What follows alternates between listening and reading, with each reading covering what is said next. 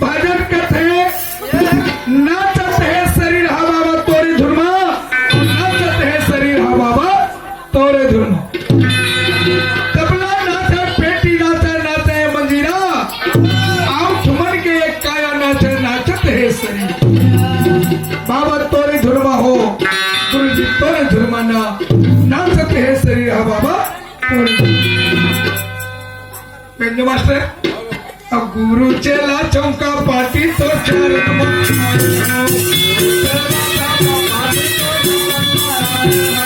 गुरु चेला चौका पाटी तो चरण में आया भगवती के सुंदर